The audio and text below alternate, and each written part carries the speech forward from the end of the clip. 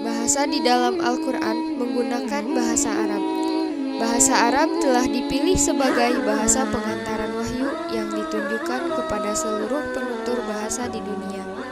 Penelitian yang mendalam terhadap bahasa ini memperlihatkan rahasia pemilihannya sebagai bahasa Al-Quran. Bismillahirrahmanirrahim. Assalamualaikum warahmatullahi wabarakatuh. Hai, kami di sini merupakan kelompok 3 mata kuliah Ulumul Al-Quran, mahasiswa dan mahasiswi UIN Sunan Gunung Jati Bandung, program studi Manajemen Pendidikan Islam. Video ini kami persembahkan untuk memenuhi salah satu tugas mata kuliah Ulumul Al-Quran dengan dosen Bapak Dr. Heri Khairuddin MAG. Selamat menyaksikan. Bismillahirrahmanirrahim. Yang pertama, pendahuluan. Kaitannya bahasa Arab dengan Al-Quran. Hakikatnya yang tidak dapat dipertikaikan lagi bahwasanya bahasa Arab adalah bahasa yang dipilih oleh Allah Subhanahu wa taala sebagai bahasa Al-Quran. Disebabkan sumber utama Islam tertulis dalam bahasa Arab, maka wajarlah bahasa ini dijamin terpelihara keutuhannya hingga ke akhir zaman. Allah Subhanahu wa taala berfirman, sekurang-kurangnya ada 10 tempat dalam Al-Quran atau 10 ayat yang menegaskan bahwa kitab ini diturunkan menggunakan bahasa Arab. Ayat tersebut adalah diantaranya Quran Surat Yusuf ayat kedua. A'udzu billahi minasyaitonir rajim. Bismillahirrahmanirrahim.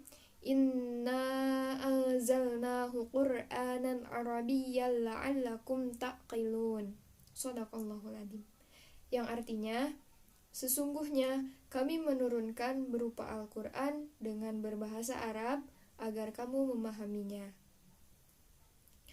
Kemudian, selain dari Quran Surat Yusuf ayat kedua itu, terdapat pula dalam Quran Surat An-Nahl ayat 103, Toha 113, Asy-Syu'ara ayat 159, Az-Zumar ayat 28, Fussilat ayat 3, Asy-Syu'ara ayat 7, Az-Zukhruf ayat ketiga, dan Al-Ahqaf ayat ke-12. Dari ke-10 ayat tersebut telah ditegaskan bahwasanya bahasa Al-Quran itu diturunkan dalam bahasa Arab. Al-Quran merupakan kitab suci umat Islam yang diturunkan dengan menggunakan bahasa Arab. Kata Quran berasal dari kata qara'a, yaqra'u, qira'atan, qur'anan, yang memiliki berbagai arti seperti membaca dan pembacaan. Bahasa Arab Al-Quran bukanlah bahasa Arab biasa, akan tetapi bahasa Arab dengan keindahannya yang luar biasa sehingga tidak ada yang bisa menandinginya. Sangatlah wajar jika bahasa Al-Quran tidak ada yang menandinginya, sebab ia bukanlah karya manusia, akan tetapi kalam Tuhan yang Maha Agung. Selanjutnya, pembahasan mengenai bahasa Al-Quran merupakan bahasa Arab. Pengertian bahasa Arab dari kalangan ahli nahwu diantaranya: yang pertama, menurut Syekh Mustafa Al-Ghulayaini, bahasa Arab ialah kalimat yang diungkapkan oleh Allah Subhanahu wa taala untuk menyatakan maksud mereka. Yang kedua, menurut Ismail H.S. Idris, bahasa Arab ialah bahasa yang dipilih oleh Allah Subhanahu wa taala untuk berkomunikasi dengan seorang hambanya yang telah menurunkan sebagai penutup syariat-syariatnya kepada utusan yang mulia, ialah Nabi Muhammad SAW, yaitu Al-Quran dan hadis-hadis Nabi. Menurut Abdul Rauf Sodri, bahasa Arab ialah bahasa umat manusia yang dipilih oleh Allah untuk berkomunikasi dengan hambanya, Nabi Muhammad SAW, yang diabadikan dalam Al-Quran dan Al-Hadis, Nabi yang sampai kepada kita dan tersebar luas ke seluruh pelosok bumi lantaran agama, ilmu pengetahuan, kebudayaan, sosial, politik, dan ekonomi. Selanjutnya, di sini ada sejarah bahasa Arab. Bahasa Arab adalah salah satu bahasa tertua di dunia. Ada beberapa teori yang menjelaskan tentang awal mula munculnya bahasa Arab. Teori pertama menyebutkan bahwa manusia pertama yang melafalkan bahasa Arab adalah Nabi Adam alaihi salam. Bahasa Arab merupakan rumpun dari bahasa Semit dan mempunyai anggota penutur yang terbanyak. Bangsa Semit berikut bahasanya dinisbahkan dari putra Nabi Nuh yang bernama Sam ibnu Nuh.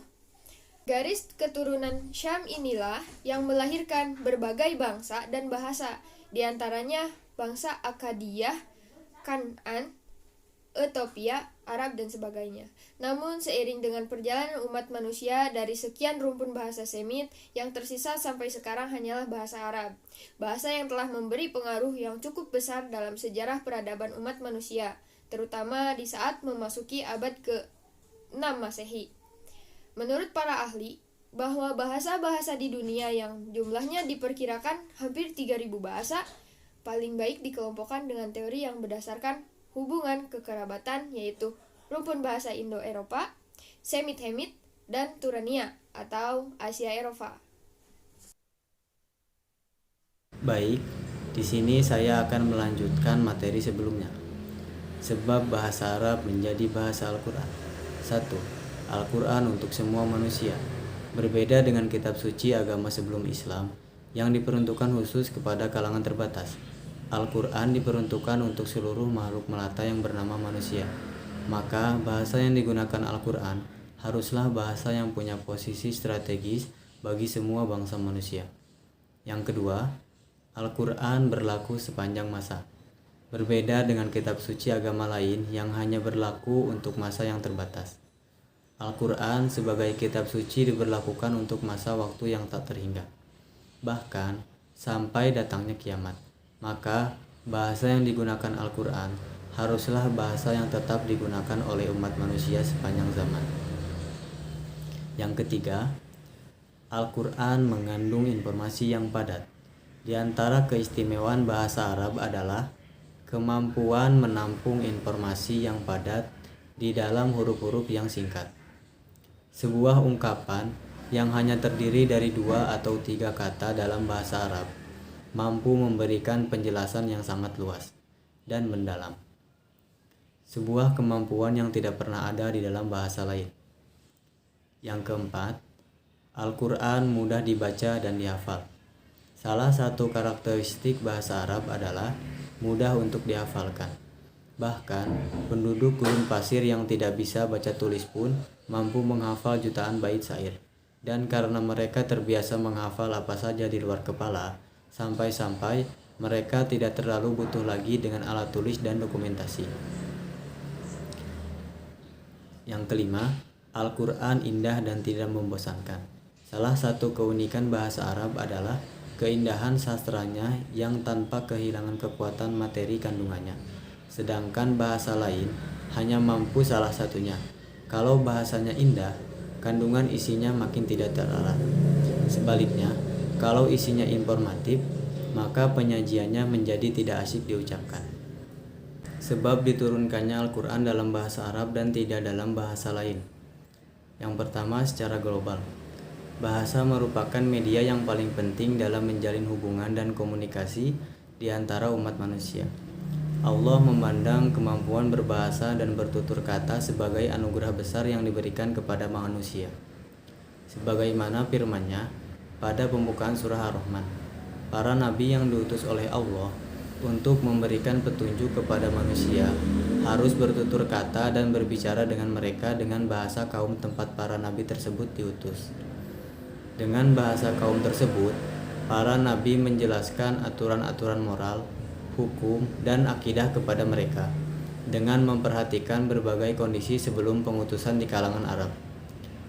Allah mengutus Nabi Muhammad SAW kepada kaum Arab, sehingga dengan demikian Nabi Muhammad SAW harus bertutur kata dengan bahasa mereka dan membawa mukjizat yang dapat dipahami oleh mereka.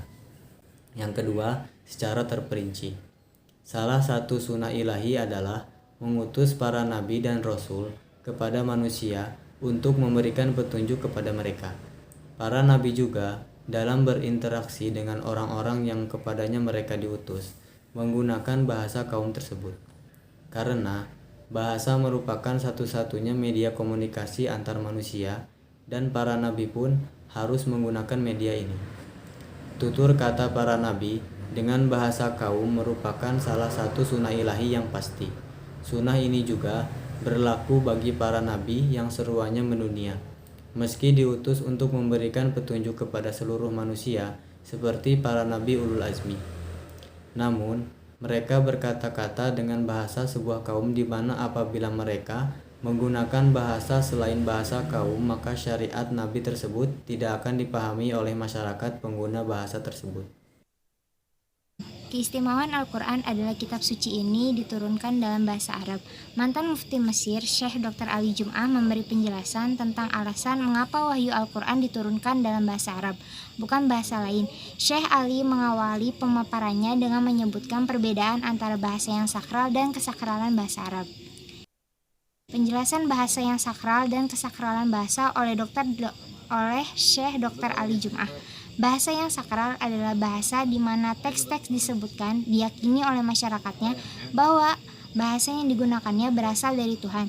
Contohnya adalah bahasa Ibrani dan Aram yang diyakini merupakan bahasa Al-Masih, termasuk juga bahasa Arab, bahasa yang sakral karena digunakan dalam menurunkan Al-Quran. Sementara untuk kesakralan bahasa Arab, Syekh Ali Jum'ah menyampaikan bahwa hal itu tidak ada, sebab bahasa adalah organisme hidup yang tumbuh dan berkembang serta bercabang. Karena itu, bahasa yang sakral itu dilestarikan agar bisa dipahami. Kesimpulan, keindahan bahasa Al-Quran tidak bisa ditandingi oleh karya sastra manapun. Al-Quran adalah kalam Tuhan yang memiliki bahasa yang indah dan sebagai mukjizat yang digunakan untuk menundukkan kesombongan bangsa Arab. Sejak Al-Quran turun, bangsa Arab yang sebelumnya sangat membanggakan bahasa dan sastranya kini lumpuh tak berdaya di hadapan keindahan bahasa Al-Quran. Bahkan, Al-Quran sangat berpengaruh terhadap bahasa dan sastra Arab.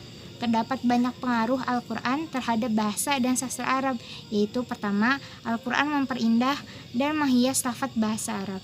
Yang kedua, muncul makna-makna baru dalam lafaz bahasa Arab untuk mencocokkan dan memahamkan syariat Islam. Yang ketiga, menjaga bahasa Arab dari kemusnahan dan menjamin keabadian bahasa Arab. Yang keempat, tersebarnya bahasa Arab ke penjuru dunia. Yang kelima, bahasa Al-Quran mempersatukan lahjah Arab dalam lahjah Quraisy. Yang keenam, dari Al-Quran berkembang ilmu-ilmu keagamaan.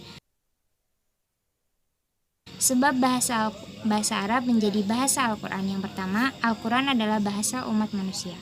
Yang kedua, Al-Quran berlaku sepanjang masa. Yang ketiga, Al-Quran mengandung informasi yang padat. Yang keempat, Al-Quran mudah dibaca dan dihafal. Dan yang terakhir, yang kelima, Al-Quran indah dan tidak membosankan. Sekian dari kami semua. Mohon maaf apabila ada kata yang kurang berkenan.